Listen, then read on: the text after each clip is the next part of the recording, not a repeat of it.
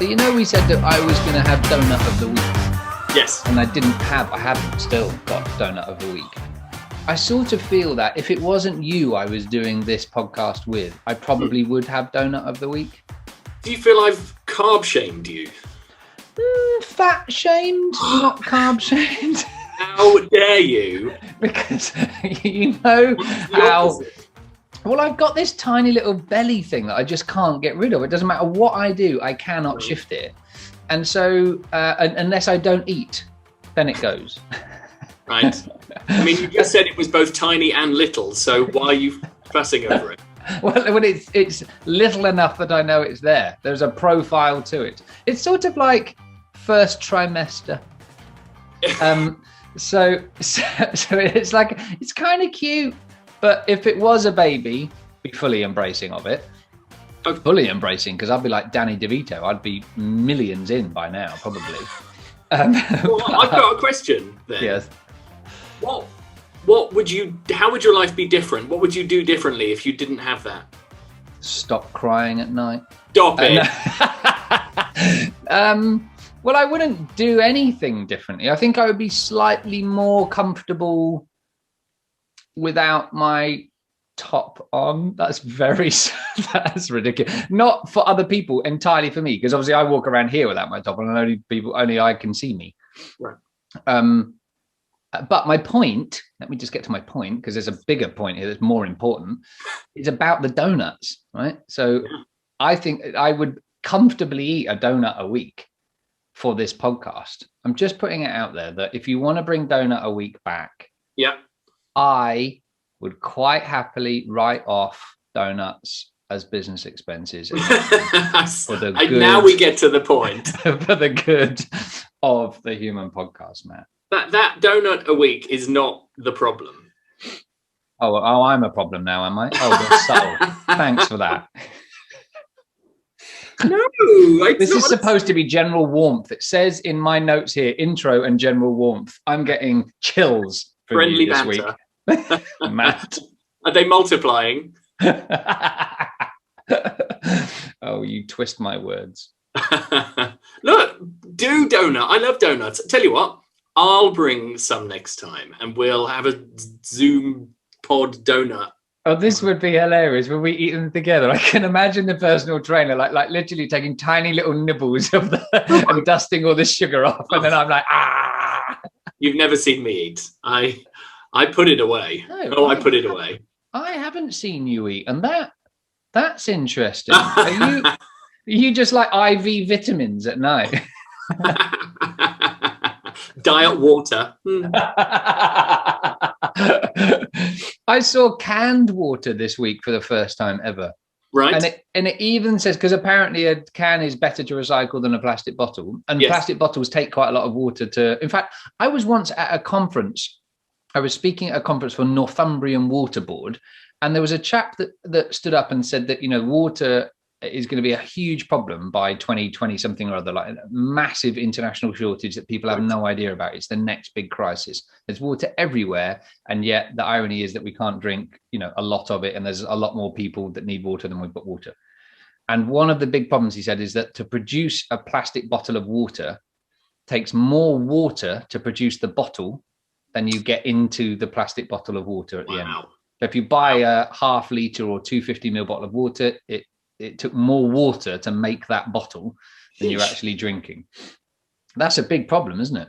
That is. I saw they do Tetra Pak water containers, which other sealing packs are available. I don't think we're the BBC. I think we can unless we're being paid by Tetra Pak, any other. Yeah, sorry. I'll have a word with Gad and Hans Rousing then. If we can get them as sponsors. Do you know them? You mean Daddy and Daddy? Look, if that's what it takes to be sponsored by Tetra Pak. I like the idea that they have sort of like waxed bed sheets as well, and everything in their house is just... I don't know what that like a little there's like a film on everything. It's a little you go to gently relax on their side and you're like, whoops. Well, I wasn't expecting to envisage the rousing's slippery house, but I'm quite enjoying it. Oh, Matt, I think that's the introduction and general warmth done for this week before we get any further into the Tetra Pak hole, if you pardon the pun. So if we did, it would be easy to get out. Well, no, just and comfortable. Right, moving on. Hi, Jez. Hello, Matt. Lovely to see you. Also you. You're looking very tiny on my screen today. Oh. But your presence and warmth is huge. It is. Yes, great. I was going to say I'm known for it. So listen, last week we spoke about happiness, yes, which I think was a really, really important and lovely way to start this new series, but actually really challenging. I found it really difficult to just condense, because we could talk about happiness for a week, right? And I really hope that other people listening, our listener, has gone on and thought about happiness a bit more and just kind of let it reflect. And I suppose that is the one thing we should really keep reminding ourselves of, and also our listener too, is that, you know, this isn't just a 45-minute sort of soundbite about that concept of human. I think it's something that certainly for me, I think about regularly. You know, I constantly thinking, you know, could I have been a better person there, or could I have been more attentive, or, you know, perhaps thinking, oh, you know, I should have put a bit more effort in there. And it doesn't put any extra pressure on me living, or, you know, I don't feel stressed about it. I feel a better person because I'm constantly checking in with my behavior and checking in with the way that I'm thinking. Does that make sense? Well, it makes perfect sense, because there are so many facets to happiness that it is impossible. It's basically impossible to tie down. Sure. To, well, as you said, to a soundbite, but precisely what you just said about exploring it and exploring how you are day to day is I don't know whether you meant to do this, is a perfect segue to today's topic of who am I? Oh, because I see what you mean. I thought that was because you. That's what we're going to be exploring today. Yeah. And that level of self-awareness, checking in with yourself, is something that I think comes with age, because we start off as hopefully happy children running around, and what we see is all we know. And then as every day, essentially, it's like the skin of an onion is peeled off, and you see it and you learn a little bit more. And that's the constant thing about, you have to constantly be changing your mind, because you learn new things. Yes. But then I guess you reach a point when you're an adult, or some people do, and they refuse to change their mind, even though they see new things. Yeah, I guess. It reminds me of, you know, GCSE, I think it was English. It might have been A-level English. Mrs. Walkinshaw, Pam Walkinshaw, and Mrs. Wybron, Jane Wybron, Pam and Jane. They showed me John Betjeman's Songs of Innocence and Songs of Experience. And he wrote a load of poems called Songs of Innocence, which are all about childlike wonder, looking at things through the eyes of a child. And then he wrote another series of poems to counter that called Songs of Experience. And they're all about that sort of the same thing, but viewed through the eyes of an adult, much darker, much more sinister, much more. And you realize just that there's this beautiful naivety. You would probably say naivete.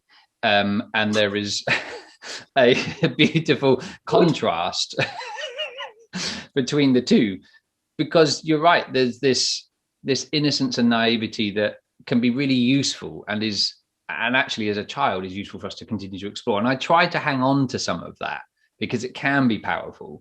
But equally, you know, as you go on and on in life, you do pick up more, I don't know, you know. Yeah, cynicism, I suppose, or maybe not cynicism, more just reality. Because, you know, the world isn't perfect and beautiful and made of, you know, candy floss and all the rest of it. But equally, there's still beauty. And I think in some ways there's a lovely juxtaposition there, that our role as we get older, I think, becomes, and there's more importance on asking more questions and exploring, and not taking things on face value, and understanding that actually there might be something more to this, there might be more substance. And I suppose that sort of goes hand in hand with what you were just saying, that some people, even when they get to that point, that there's an indication that there might be something different, or there's an indication that there might be something else going on, refuse to look into it. They'd rather just hang on to that sort of childlike innocence and wonder. Is that okay? I guess it is. We're all human. We can live our lives. It's about keeping yourself safe on one hand. Sure. It's, I guess, living in your comfort zone. You know where everything is. Nothing changes. You know how everything works, how it will feel when you interact with it. But of course, there's no growth if you don't step out of your comfort zone, and you may not ever find out who you really are, what you really love, who you may never find the person you were looking for if you stay within those confines. But then I guess might be about living like someone who stays within their comfort zone, lives in like their wave of happiness and sadness doesn't go up and down too much, but they don't then experience those extreme highs and maybe extreme lows as well, which is that what makes life so amazing? But maybe not everyone's built for experiencing the extremes, and actually we need people in between. I think I do go for, personally, the whoa, my God, that's the most amazing things. And I need that sometimes. And I've got good at stepping out of my comfort zone, I think, certainly over the last 10 years. Again, not something I did in my 20s. Very play by the rules, follow the leader, have a career, climb the corporate ladder, blah, blah, blah, blah, blah. And then realizing, oh, maybe I could do something slightly differently. And then having greater experiences and, growing. But I think there is a danger there in thinking that is because the extremes aren't necessarily, the extremes are subjective. What your extremes are will be because your field of sort of normality is very narrow. So it seems like that those are extremes out of that and a very narrow comfort zone because you're used to expanding your comfort zone. So if your comfort zone is very narrow, those extremes will feel wild, right? Whereas other people, if you have a very broad comfort zone, only stepping outside of that a tiny bit will seem crazy and wild. For some people, I mean, for a child, for example, an extreme of freedom would be letting go of the adult's hand as they cross the road. So it's all subjective.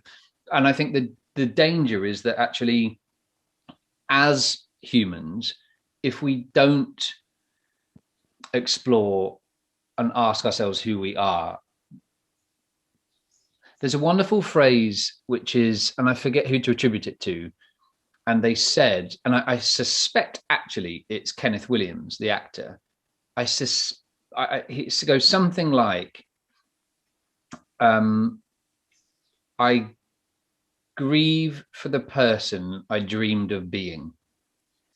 And I think that is a very true sentiment for an awful lot of people that I meet, where they dream to be this incredible person, or dream to be a doctor, or dream to be kind, or dream to be like that person who shows great attributes, but never did anything to attain it.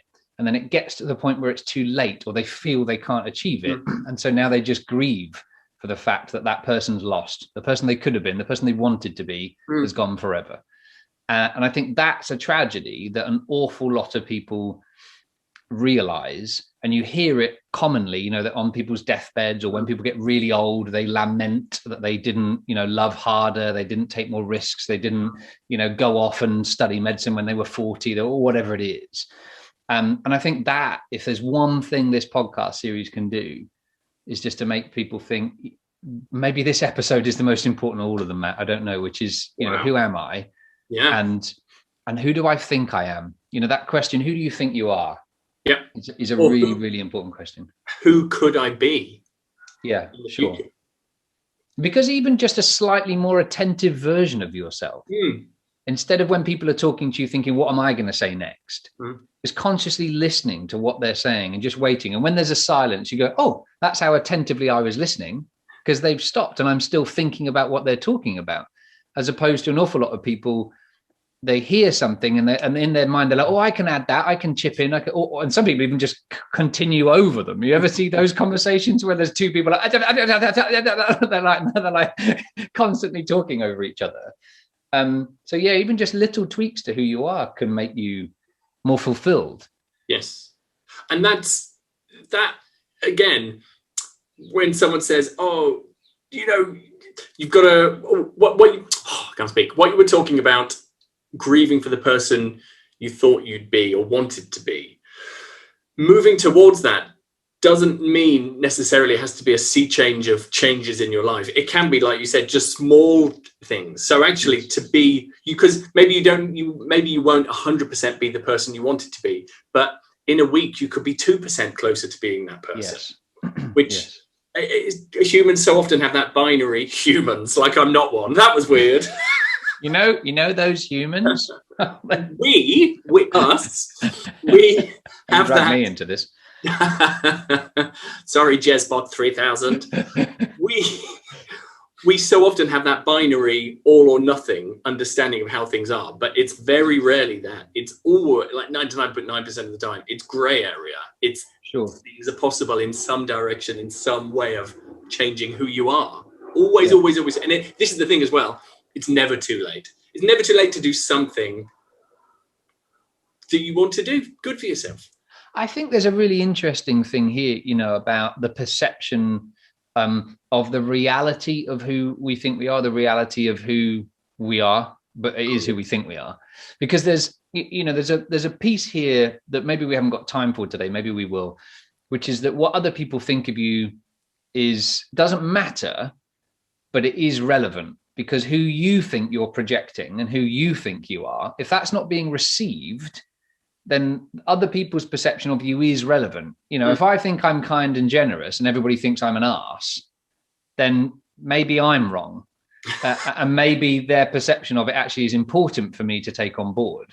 But at the same time, you shouldn't live your life to try to impress other people or try to, number one is, am I happy? Does that sort of make sense? That's a big It does, but I'm not sure it's strictly true. Because yes, you're right. We shouldn't live for other people's validation. And also, I believe their understanding and interpretation of who we are, an opinion of us, ultimately is down to them. And ultimately how they have, it's down to every experience they've had leading up to the moment they first interact with us. Because they see, everyone has this lens of experience in front of us. So how... It's like when two people go to the cinema, which you can do now, and they watch the same film and they come out and one loved it and one hated it. They saw the same film, but they interpreted it differently. Yes. Same with meeting a person. Yes. Let me push on that then. So let's assume that you love dancing and you think you're a great dancer. And you decide, I'm a dancer, and you decide that you're going to try to get a job as a dancer because you think you're a great dancer. Or Britain's Got Talent, you think you're a great singer, and they show all of the fails with the people that cannot hit a pitch or a note, let alone sing in time or tune. And so are you happy but delusional? And should you maybe take on... it's all very well sort of saying, well, I'm going to make a career as a singer and never getting there because you can't sing very well. And so you need to take on board other people's criticism or other people's perception that maybe, you're not as great a singer as you think you are. You could be. It's not saying you can't never be, but you might need some singing lessons or, take up drawing. But that's sometimes a really relevant thing to take on board, but it can be really painful because of the reality is different to our perception of who we think we are. Does that sort of make sense? It does. But that's everything you said there, the singing or the drawing or the dancing, anything like that can have more specific standards that we've all as a world agreed on versus just being a person. And obviously we've agreed that most of us will be kind and supportive and help each other. But even with that, I still think it's so, like being a human is so much more open to interpretation from each individual 7 billion of us on Earth. Yes. That because we don't get on with everyone as much as we might think we want to. There are some people who don't like us for whatever, for things we've done or for things they perceive we've done or vice versa. So I don't think you can quite draw parallels between, we can all agree that he's a bad dancer or singer versus we can all agree that person isn't someone we're all going to get on with. Yes. I think it's choosing where you get your perception, I suppose, isn't it? I saw something really lovely this week that said, stop trying. Stop trying. Yes, just stop, Jez. Regards the world. Stop trying to make everyone like you. You don't even like everyone. And I thought, wow, I'd never heard that before, but it's brilliant, isn't it? You know, it's the perception, our perception and the reality of what's going on, you know, that actually it works both ways here. That phrase is so freeing. Everyone should do that. Yeah. Or at least everyone who thinks they're a people pleaser should listen to that world. That is incredible. Yeah, it's great, isn't it? It had no attribution, so I don't know who came up with it. But whoever you are, get in touch if it was you. Who, Edwina Curry? Yes, probably. No? I don't know. I don't know her, but I always struggle between Edwina Curry and Esther Ranson. But since Esther Ranson used to be my safe word, and since I've changed that now, I find it difficult to I see her in a different light. But listen, Matt, in part 2 of this discussion, we're going to give some very specific examples of how to help you think about that concept of who you are and getting to a different place and challenging who you are in a nice way, to hopefully be a clearer person, a more confident person, a better person, or whatever you want to be, or just an improved version of yourself, a different version of yourself. But first, I think there's something very special coming up, isn't there? There is. Well, there's 2 things. Oh. I'm sorry, you can edit this. Do you mean merch or book? No, books. Oh, good. Okay, good. I was waiting for the theme tune. I'm going to edit that out anyway, but I'd like to hear it again. I've got a new one. It's Book of the Week, and it links to the theme. Book of the Week, and you'll have a lovely scream. Scream? You went with scream instead of dream? Dream. I'll go back to the sub-editors with that. We'll hash it out. Clean, or here I am dressed as a bream. We'd all like to see that. We're really going for the angling community. The LGBTQ plus A community. AA, all-encompassing anglers. Are you ready? I freaking love this book. It's called The Double. By Portuguese author, she's educated, Jose Saramago, or Jose, actually, they say in Portugal, not Jose. Jose is Spanish, it would be Spanish. Jose, you pronounce the J in Portuguese. Okay, and in Espanol, Jose is para masculino. En Portugués, Jose is femenino, or no? No, masculino. Oh, so it's he then, not she. It is a he, yes. But you said she. Did I? Yes. Oh, no, I meant she as in me. That was the joke. Oh, I gotcha. I mean, what does it matter now anyway, right? Here's a bag of pronouns and there we go. You're eating into my review time, Jez. So sorry. Is this a fiction? It is. I only read the fiction. I'm out already. All right, go on. So you might have heard of this man because he's written, well, he is sadly dead now. He wrote a lot of amazing books. And the one you might have heard of is called Blindness, which won the Nobel Prize for Literature and was made into a film with Julianne Moore, which I haven't seen, but the book is mwah. Wow. This is called The Double, very relevant to today. It is about a man who is watching TV, and all of a sudden, in the film he's watching, he sees himself with a moustache, but he sees himself. This has also been made into a film, which I really want to see, and I haven't yet. The film's called Enemy, and I think Jake Gyllenhaal's in it. So there's another reason to watch it. And it's an existential thriller rolled into one. Well, that is one thing. It's existential crisis and thriller rolled into one. There we go. Uh-huh. It's so brilliant, and it's unlike anything you will have read. And the way it denouements will make you see your K's. That's a phrase I used before we were recording. Cream your knickers. See your yes, see your K's. Not C. Yes. I can't recommend it highly enough. It is published by, because I know you asked me, Vintage. Okay. It's about 20 years old. Okay. 2002. One thing, just as I guess it's a caveat. I don't know if you can see that. He doesn't use any punctuation apart from full stops. So my word. Page is just words. Wow. So you Who'd have thought a book with pages of words? But there's no inverted commas or commas. Uh-huh. You have to really focus on who's speaking and what's happening. And that's how he writes in all of his books. And it's amazing. It's a challenging read, but it's really rewarding. And it's very much about who am I? Incredible. Why is it? Well, yeah, I suppose because it's an identity crisis, right? Absolutely. Who am I? If there's another one of me out there, who am I anymore? Like, could he come and take my partner? Like, could he take my place? Could I take his place? Yes. Amazing. Good call, Matt. Like that one. So my book of the week is a twist on who am I, because it's about understanding that often the people that we think we know are more than we know, and that we ourselves can be more than we think we are.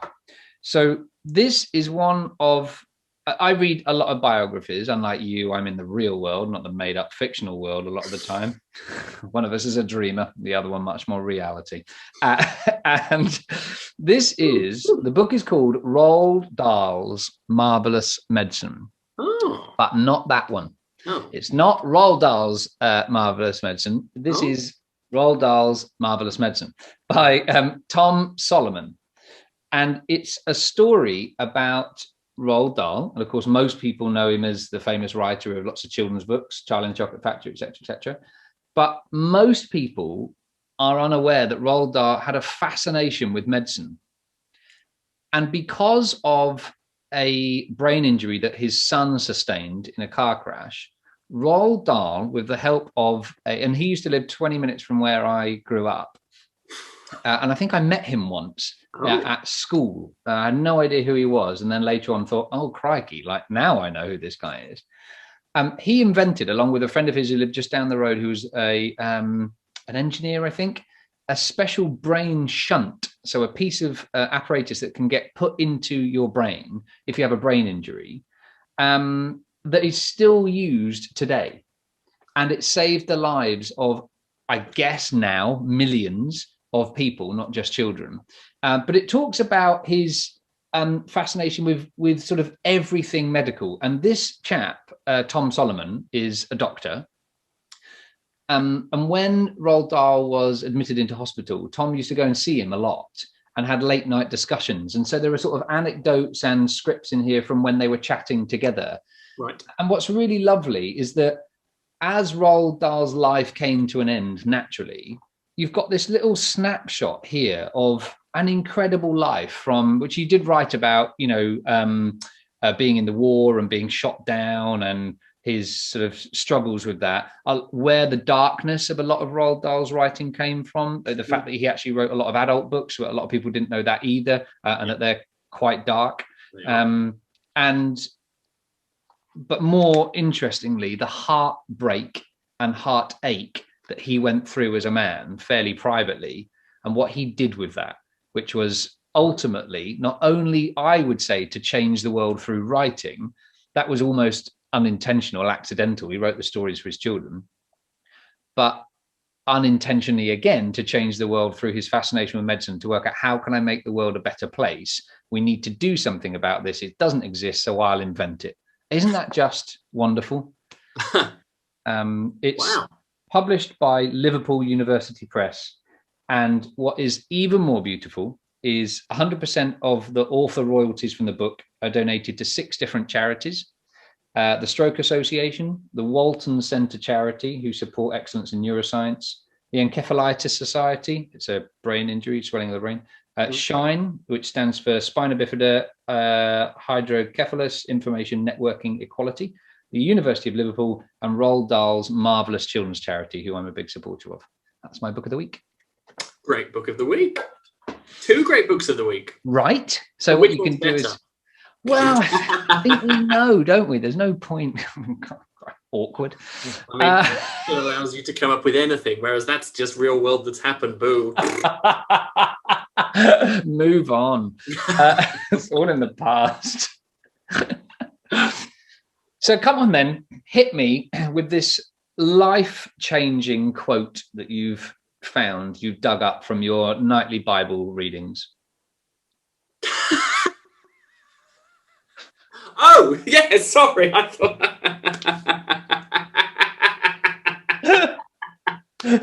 Are we back? We're back. Part of that sentence is true.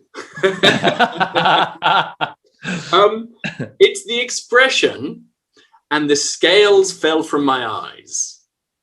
Let's say it's in the book of Ruth or something, I don't know. But Ruth 7:12. Yes, exactly. It means you can see, suddenly you can see. And actually, just to link back, so the book I mentioned, Jose's other really big book, Blindness, is about the world goes blind, basically, and then they have to start coping with that. Side point. So yes, I say this quite a lot, and the scales fell from my eyes. And a friend of mine, randomly said it, and it just stuck. But I think as we get older, really struggling with the words today. A little. It's embarrassing. I think the scales do, like, especially maybe from the age of about 6 to 14. Right. Do you think when you go from, because that is really moving from being a child to like essentially an adult almost. Sorry, that sounds very dodgy in terms of, obviously not an adult till 16 plus, but you know what I mean? Like most 14-year-olds are pretty worldly. Yes. God, that sounds strange. But I mean, in terms of what you believe, because when you're 5 or 6, you might believe in Santa. And then overnight, you have to instantly change. As soon as you learn that isn't true, you have to change a huge belief there and then. And then you go through all of this intense learning, not just at school, but in life, growing. That's when your body changes the most. Like all of these things, you realize these enormous people you've been walking around looking up at, you're actually going to be one of those. Yeah. What? Sure. Yeah. And I think that really is the period of scales falling from your eyes. But equally, as you get older, I think things like reading and staying curious and just meeting people and staying open is how you continue to get those scales off my eyes. Yeah, sure. Throughout life. There's a really sweet little exercise that I think is really useful for anybody. It doesn't matter if you don't have a challenge right now. You might be sat at home thinking, well, I'm not bothered about changing anything in my life right now. I feel quite happy with who I am. I know who I am. And it's a very, very simple thing. It's, I think, a private thing. It's called an A/B split test. And I think it really opens up and challenges who you think you are and where you really think you are. So you grab a piece of paper and you write down the letter A. And underneath the letter A, you spend a bit of time using words, phrases, descriptive terms, anything you like to describe where you are right now. What's your current position? And you can be as literal or as metaphorical or whatever. And you can think about things like spirituality and finance and, I don't know, personal growth, career. So you might put married, 3 children, live in a semi-detached house. You can be really sort of, what's the word I'm looking for? Sort of literal. Yeah, literal. Yeah, pathological about it. Or you can be slightly more. It can be maybe at a crossroads, but you're not sure why, or unsettled, or unhappily married but secretly, or something like that. So that goes on all of your A. When you've exhausted that, you grab a brand new piece of paper and you write down the letter B. And underneath the letter B, you write down again all of the words, thoughts, phrases, descriptive terms to describe where you want to be, where you could be, where you should be, or where you need to be. So it's very much future tense. Where could I be with here? Well, I could be happily married, or I could be living in a smaller house with less financial constraints, or living in a bigger house with more room for the family, or maybe traveling more, or whatever. Only when you've done that, do you grab another third piece of paper. And I know what you're thinking. Not made of paper. Awful lot of paper, Jez, but let's be honest, it's a little bit late for those trees. Use as much as you want. So you grab a third piece of paper. You can use digital paper, and you draw the letter C.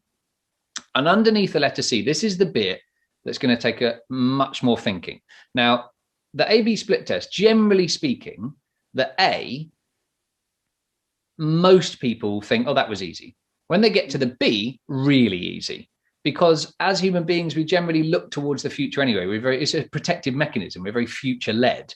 And that in itself is very useful pathologically and has been useful historically, but isn't very useful because we forget to live in the moment. We forget to enjoy where we are. We forget to take stock or just kind of take a moment and say, do you know what, I'm grateful for this. Last night, I was driving really late back home after some work. It was about half midnight and I was still quite tense and stressed. I took a deep breath and thought, what am I thankful for? I'm really thankful for a comfortable car for this long journey. I'm thankful for a safe car. I'm thankful for a reliable car. I'm thankful for the fact that I've really had a nice evening this evening. Yes, I'm tired. Yes, I'm groggy. Yes, I'm hungry, but I'm really grateful. It's about being in that moment, not about, racing to get home because I'm tired or whatever. Yes.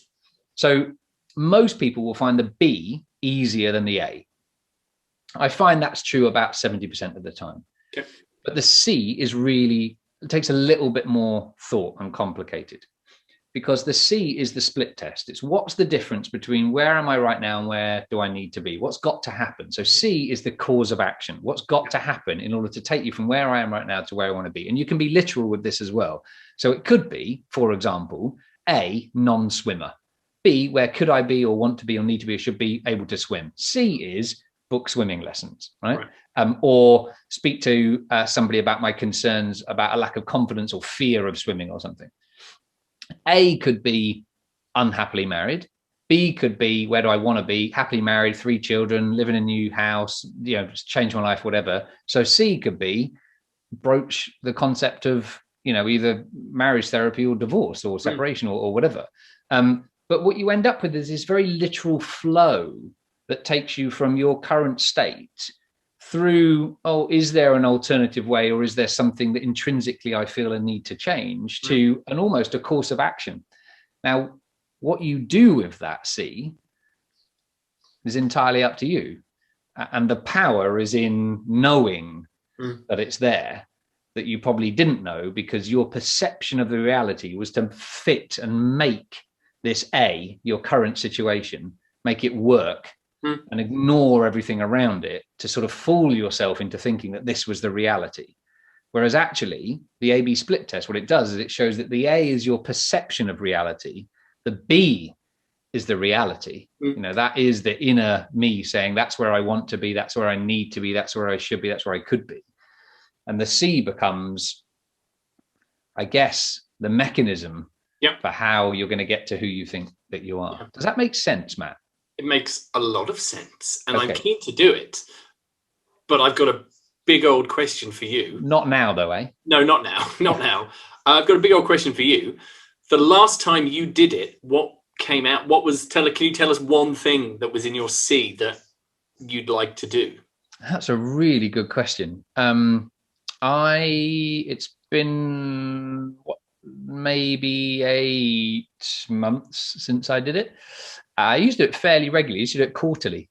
And it used to be in my diary to do quarterly. Is that your recommendation to people, to do it quarterly? Yeah, maybe. I mean, my recommendation always is to do things like that, is to just take a moment and step back and say, okay, where am I in life? Because the danger is we habituate so quickly. We get used to our lot. We're very good at adapting and evolving, and not necessarily in a good way, because it's great that we are adaptable as a species, but we adapt with the risk and also at the behest of checking that what we're adapting and evolving to is the right thing to.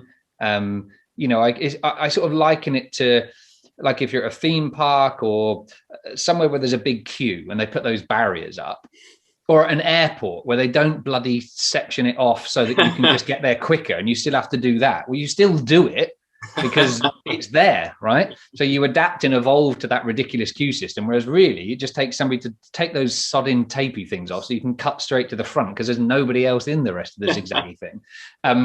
And that sometimes is our life, isn't it? We're at that stupid airport passport queue. Obviously now, being English, we don't have to worry about that because we'll just join the 9-mile long queue with the rest of the world because we don't have the ability and the privilege to cut through anymore. Again. So I would say any regular moment. I think monthly is too soon for most normal people, if I'm honest. So, quarterly, which also fits in seasonally as well, is probably a good time just to, it doesn't have to be a big event. It could be 20 minutes or half an hour with a cup of tea and just say, right, I'm going to, in the same way that you might say, I'm going to go for a walk to clear my head, or I'm going to go for a walk with the dog on my own, or just give me, an hour. I want a bit of time on my own. Lovely. That would be your time to do that, right? So anyway, I'm sorry, Matt. Tell us about your big C. 8 months ago, the big C was, I'm trying to think of one that I had that aren't too dramatic and personal. Well, actually, okay, so maybe let's pick a work one. I was in a place where I'd sort of got into a place of work that wasn't really true to what I wanted to be doing. And I'd sort of fallen into a bit of a trap. My B was, I had a very clear identity of where I wanted to be. And so the C was to develop a sort of rebrand, to work out, drill into what that was more about where I wanted to be. So I wanted to be working in nature and with human behavior more than I was. It'd be a bit clearer. But I had no idea how to go about that. And so my C was block out a day in my diary, go off on my own and drill down into what that what that course of action was. Who did I, what did I want to be talking about nature? Because nature's a bit broad. Human behavior is really broad. It's how the human project came about from that, that exercise. So, I mean, that's a boring one, but that's really lovely, because actually some people may have been thinking, oh, this is a bit woo-woo and a bit manifestation and all of that. Oh no, and actually it's can be super practical in helping you find the path forward. I'm not woo-woo. In any which way, like I push on woo woo quite a bit. Like if woo woo's your juju, then ooh goo goo for you. but no, I'm very much about the show me the facts and give me the science. I don't dismiss woo woo, but I am just maybe a little, or maybe by calling it woo woo, I'm probably being dismissive. I think we are. Yes, I mean yes. I think I skirt woo woo. Do you? Like I'm into a bit of manifestation but like the whole believe what you want and work towards it. But I think you get it because you've chosen to work towards it, not just because the universe has decided to send it to your doorstep. I mean, sorry, that's off topic. A scientist would call that goal setting, but yes. Yeah, exactly. And subconsciously finding ways to work towards it. Yeah, I mean, if you're rolling around in rose quartz crystals every night and perhaps listening to whale birthing music, then I would say perhaps you've gone a step too far. But if it works for you, then great. Lovely. Anyway, Matt, I meant to say at the very beginning, I don't know if I can say this with everyone listening, but you're looking hot today. Oh, well, yes, that's this old Victorian house that stores the heat in the bricks. I don't think it's that. I think it's that little, top you're wearing. That skimpy little. We've got human merch. I am loving this, Matt. Look at yours. Yours is great. So you are wearing the black vest. And there is logo. With the thumbprint logo. And there is, for all of the merch, there's a bag. There's a cool tote bag. I'm loving the cool tote bag with the thumbprint logo on it. And there are loads of different T-shirts. I've got this grey, it's this beautiful mild grey colour. It's a lovely fit. With the mine says, I am human. And there's another one that says only human. Throughout the series, as it wears on and on and on, you will see, I would imagine, that there is different things. But 100% organic cotton, proper organic. Super soft. And delivered. Tell them how they're delivered, Matt, when they order them. Oh, Boris the iguana, we train him. Not really. We have sourced plastic-free packaging, a super eco-friendly, really lovely small company that has designed wonderful packaging, sustainable, reusable, recyclable, all of that lovely stuff. You'll want to keep it and reuse it. You're not just getting a lovely T-shirt or bag, you're getting a lovely envelope to reuse and pass on around the world. And if you're in France and you order it, you'll get it through the post and you'll go, sacré bleu, papier. That's what you'll say. Which means, crikey, look, It's made of paper and not plastic. How joyous, or something like that. So yes, this is lovely merch, and there are lots of different t-shirts in different designs. There's long sleeve and short sleeve and some funky things, and if you'd like to see a different print, we might maybe go with some of those podcast episode titles like Touch of the Bear and your favorite quote. I forget, what was your favorite quote? Beauty fades, dumb is forever. Right, love that. I think that's definitely got to go on a t-shirt. And if you'd like it, you can head on over to the store. We'll put the on Instagram and on Twitter and in the show notes. We'll put the little link there, so you can head on over. And they're super cheap too. It's win-win-win. Win. So show your support for the Human Podcast and the fact that you're human and proudly human. And you can head on over to our merch site. More of that on another episode. Plus, don't forget the tie-in playlist as well. I completely forgot about the playlist. So you've added, what have you added this week? Yes, so 5 new songs each week. So last week, but they just get added to the same playlist. So they don't disappear. Great. So last week's was happiness theme. Yep. This is Who Am I? Who am I? I'm not going to spoil the surprise, but there are 5 absolute belters on there. Some old, some new, some borrowed, one blue. I'm interested to hear these and see how you tie in the Who Am I theme of this week. So I shall be taking a little listen. Good. Feedback.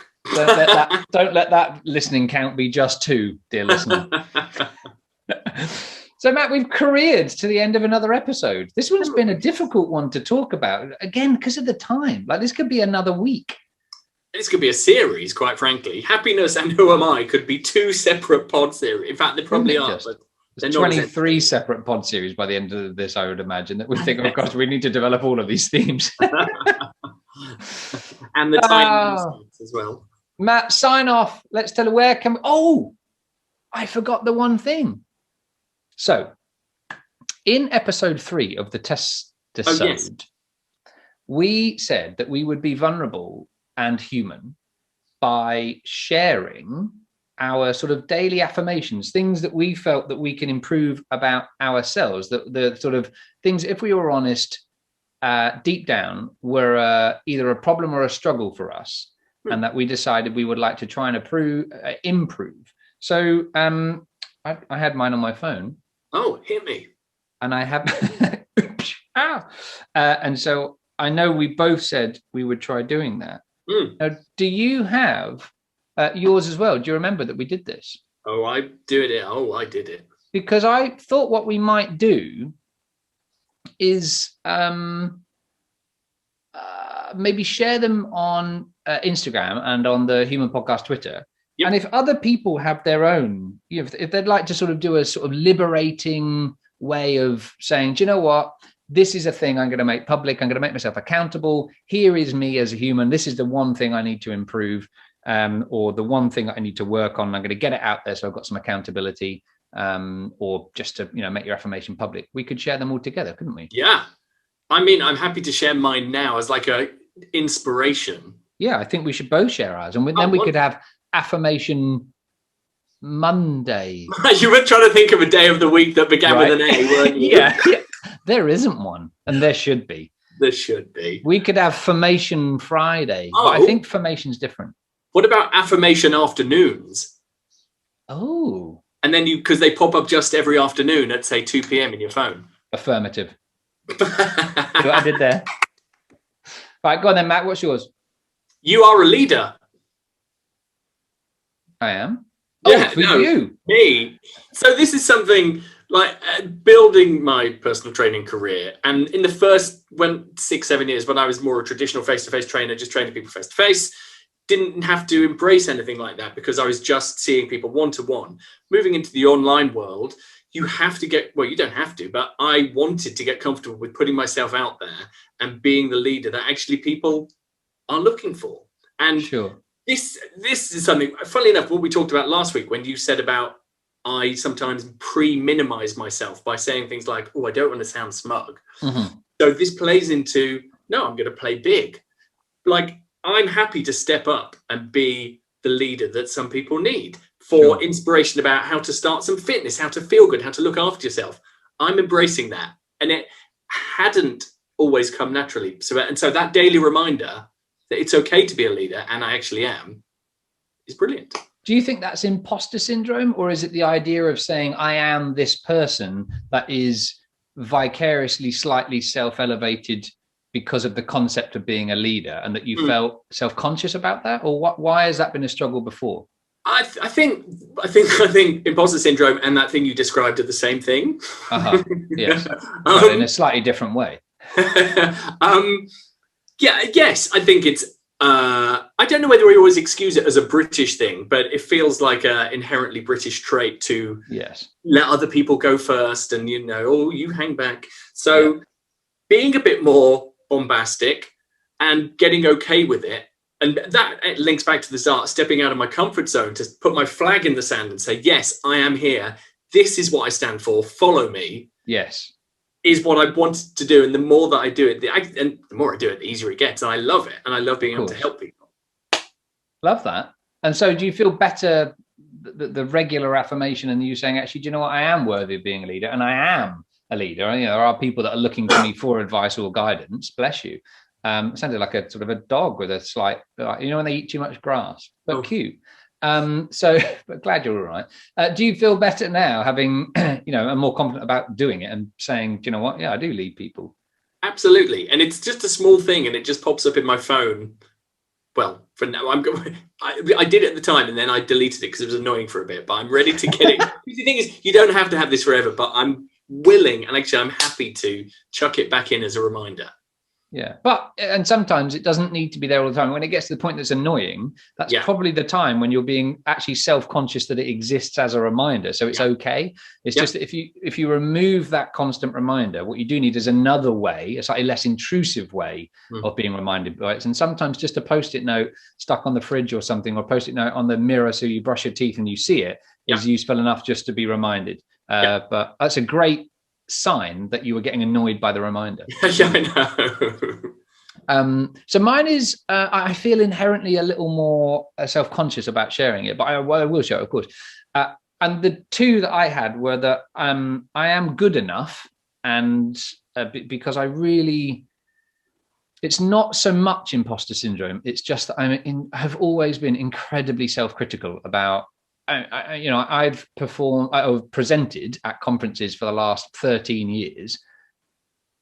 There will be tens of thousands of times I presented, and on one hand I can count the ones that I'm happy with or proud of or think that went well. And my manager now doesn't even ask me how a job went, because I will say it was terrible, this went wrong, this was bad, I didn't do this, yada yada yada, and then the client will say, he was the best speaker we've ever seen, those sorts of grandiose, and you're like, well, I don't get that, but okay, fine. So I've struggled with the idea that I need to be a million times better than I am right now, and that sometimes just the output, something that you've got to share now, is enough. So I'm still working on that. I'm good enough. I think I'm getting much better at that. The one I'm still really struggling with, I'm going to be honest, is that I am attractive, because I don't. And this is a whole nother thing, but I don't consider myself attractive, and I don't get it when other people say nice things about me. So if someone says, oh, you're very handsome or whatever, I immediately feel tense inside. It jars me. I'm like, they're being patronizing, or they're being not very nice. And that I'm finding very difficult to still get through. And I don't know what the block is there in terms of not feeling attractive. It doesn't cause me, thankfully, any significant things. I don't have bulimia, I don't have body dysmorphia, I don't have those, I don't purge, I don't eat myself to sleep or something. So I'm very grateful for that.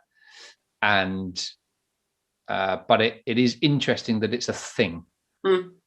So those were my affirmations. I probably need to work on the second one a little bit more, because for whatever reason, it doesn't matter why they exist, we probably all got things that just aren't quite right. It might be that you don't like your feet, or you don't like your legs, or you don't, it might not be because anybody's ever said anything. You just think, and it probably is driven. You're very good at this, Matt, actually, about saying, well, either if you could change them, what would it, how is it going to improve your life? And by you verbalizing, well, it's just physical or vanity, sort of puts it into perspective a bit. But also, you've also been very good previously in positioning that probably a lot of that has come from comparison. And historically, you're looking at, perfect bodies on Hollywood movies or perfect photos in, and we're beginning to see a little bit more of that on Instagram, of people sharing the reality of the behind the scenes, which is, I think, helping a lot of people. I saw only this morning, actually, somebody did a side-by-side photo. They took a photo of themselves and they literally just woke up. They said, here's me, hair all over the place, no makeup, this is me. And they put that photo into an app and the app turned them into this sort of, the eyebrows had been tinted and changed, their face had been flattened, and it looked like they'd fully made up and were a model. And she sort of said, and that's my point, is that now we don't even need to put any effort into it. Just with a filter or an app, we can look different to who we are. And that's why this idea, this concept of saying, do you know what, I'm only human, I am human, is a beautiful thing to embrace. Sure is. And can I just say one thing about this as well? You even, when you just use the word perfect to describe Hollywood bodies. Yeah, perfect. Yeah, I don't think they're perfect. No. And also remember, the person who has this, in inverted commas, perfect body might be deeply unhappy versus your happiness you found right now.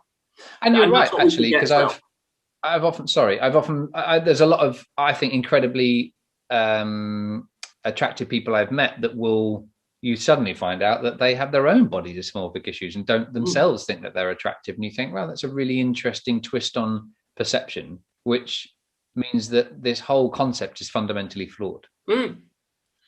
Like humans. And I love the fact that we, Matt, are unique, just like everyone else in the world. So I think it's time to say goodbye. Where can people find us and subscribe and all that jazz? What did you say, sorry? Oh, I mean, do listen. I did. You went quiet for a second. No, you didn't. Where... You've decided you've stopped. Where my time is up. Where can people subscribe and share and catch more of us if they want to, Matt? Oh, I see. Well, basically anywhere that you wrangle your podcasts, the Amazon, the Apple, the Spotify's, the Google podcasts, all up in those. And then all on your Instagram with the at that human podcast, and the new Twitter feed at that human podcast. Amazing. Don't forget to subscribe, because of course we're weekly now, and we wouldn't want you to miss it, because Lord above, I've had to subscribe, otherwise I might miss it as well. Say goodbye, Matt. Say goodbye, Matt. Bye everyone, thanks for listening. Speak to you soon.